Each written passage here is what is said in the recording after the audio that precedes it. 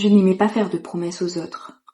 Comment peut-on s'assurer de pouvoir tenir quoi que ce soit avec tant de certitude alors que la vie est si incertaine? J'avais bien essayé d'en faire, mais je finissais toujours par décevoir quelqu'un. J'étais incapable de rester insensible au fait que je puisse faire du mal à un autre que moi. La souffrance, je l'avais tellement ressentie que j'aurais voulu que personne ne la ressente par ma faute, à cause de mes mots, à cause de ce que je fais ou de ce que je n'ai pas fait. Mais à moi, je pouvais bien en faire. Une promesse. La voici. Ne jamais perdre notre beau sourire, et cela malgré les pires tempêtes que j'aurais à traverser. Je n'avais pas pris toute la mesure de cette promesse. J'allais le découvrir, l'expérimenter. Je ne parle pas de ces sourires de remplacement, ce qui m'avait été certainement appris pour garder la face, pour sourire devant les gens, et ne rien montrer de peur tout simplement. Je parle du vrai, celui que je ressortais quand je me retrouvais seule pour être sûre qu'il était bien encore présent en moi, le promettant qu'après les tempêtes il verra le beau temps, qu'un jour, je ne sais quand, je pourrai le garder sans avoir peur qu'on veuille me l'arracher.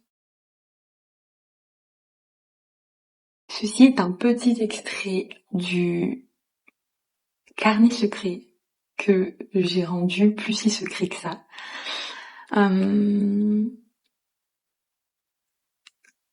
Je pense sincèrement que quand on a envie de faire quelque chose, il faut se lancer. J'avais jamais compris ces mots avant d'y être confrontée.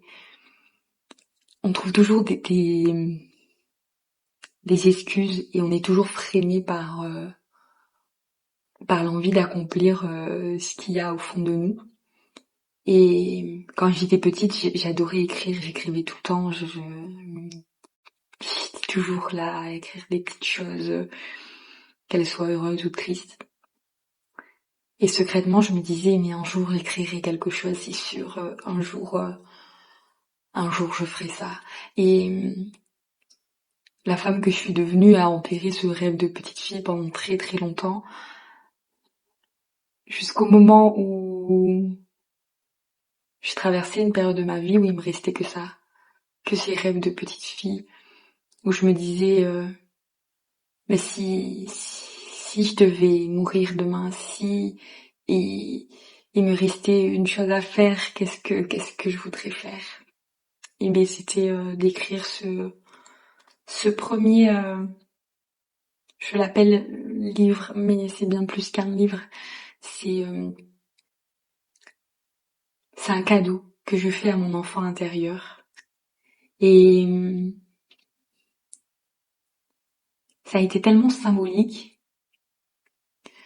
tellement quelque chose entre moi et ma petite fille intérieure, que les épreuves qui se sont passées autour de ce livre-là, de cette œuvre-là, ont été des épreuves qui m'ont confrontée au fait que quand on va jusqu'au bout de nos projets, quand on accomplit quelque chose vraiment pour soi, on se retrouve en fait avec cette joie intérieure. Et souvent, on imagine fêter nos victoires, fêter nos plus grandes œuvres, nos plus grands rêves entourés. Et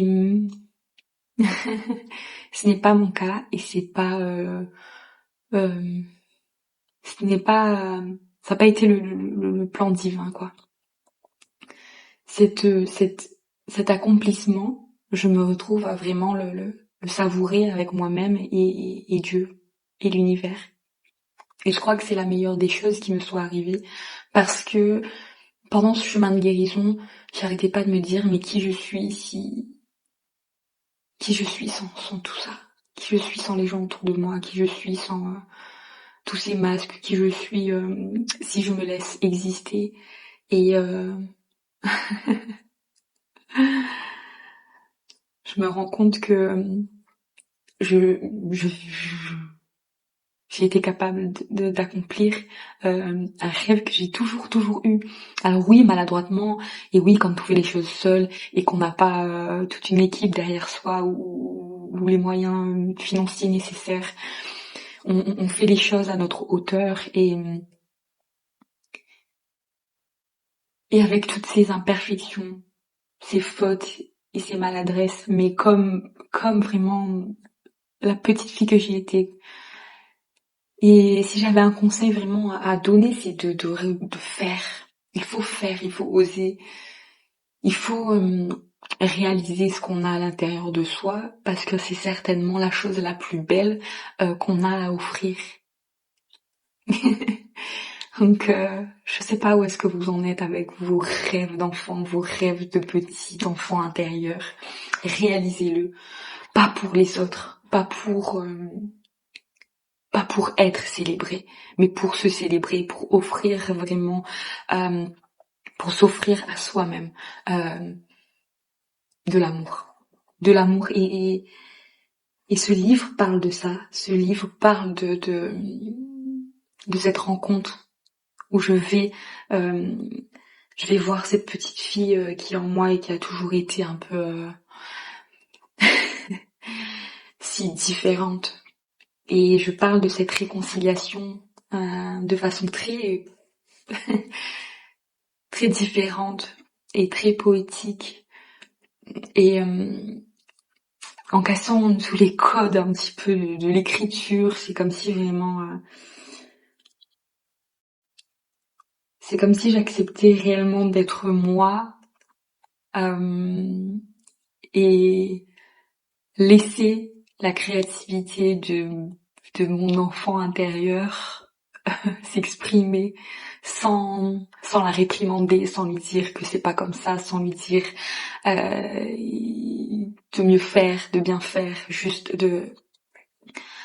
vraiment d'accepter la créativité dans un état un peu pur, un état très authentique. Créer et réaliser vos rêves. À bientôt.